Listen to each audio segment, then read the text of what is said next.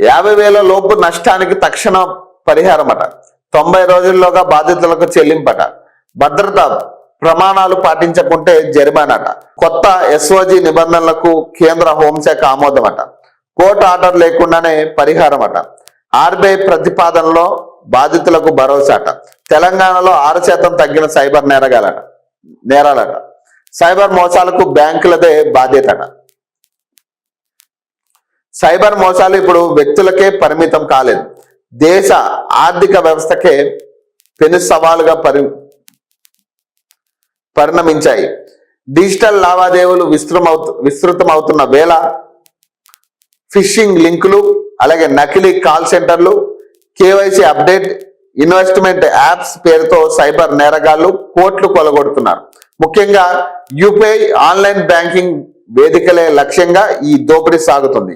రోజు రోజుకు ఫిర్యాదులు వెలువల వస్తుండడంతో కేంద్ర కఠిన చర్యలకు ఉపక్రమించింది. ఇందులో భాగంగా బాధితుల నష్టాన్ని తగ్గించేలా బ్యాంకుల బాధ్యతను స్పష్టంగా నిర్ధారిస్తూ కేంద్ర హోంశాఖ సరికొత్త ఎస్ఓజి అంటే స్టాండర్డ్ ఆపరేటింగ్ గైడ్ లైన్స్ అట నిబంధనలకు ఆమోదం తెలిపిందట. దీని ప్రకారం 50,000 లోపు మోసాలు జరిగినప్పుడు కోర్టు ఆదేశాలు అవసరం లేకుండానే బ్యాంకులు 90 రోజుల్లోపు బాధితులకు డబ్బులు చెల్లించాల్సి ఉంటుందట. చిన్న మొత్తంలో జరిగే మోసాలకు సంబంధిత బాధితులకు పరిహారం. సో ఇక్కడ ఏమైతుంది, ఏదైతే 50,000 లోపు ఏదైతే మోసాలు జరుగుతాయో దాని పూర్తి బాధ్యత ఆ బ్యాంకులు, ఏవైతే బ్యాంక్స్ ఉన్నాయో మన బ్యాంక్స్, సో వాటికే పూర్తి బాధ్యత అప్పచెప్తా ఉన్నారు. సో ఖచ్చితంగా ఈ ఆన్లైన్ మోసాలు జరగకుండా చూసుకోవాల్సిన బాధ్యత బ్యాంకులదే. ఇప్పుడు ఒకవేళ కనుక 50,000 లోపు కనుక మోసాలు జరిగితే బ్యాంకులే తిరిగి మనకు పైసలు కట్టాలి. 90 రోజుల్లో మన పైసలు మనకు కట్టాలి.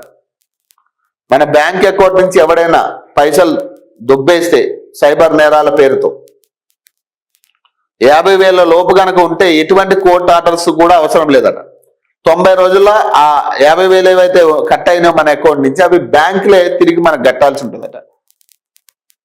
సో సైబర్ నేరాలతో మనకు సంబంధం లేదు ఇక అందించాలని మానిటరీ పాలసీ కమిటీ సమావేశంలో ప్రతిపాదించారు. దీని ప్రకారం బాధితులు నష్టపోయిన మొత్తంలో 85% లేదా 25,000 ఈ రెండిట్లో ఏది తక్కువైతే ఆ మొత్తాన్ని చెల్లించనున్నారు.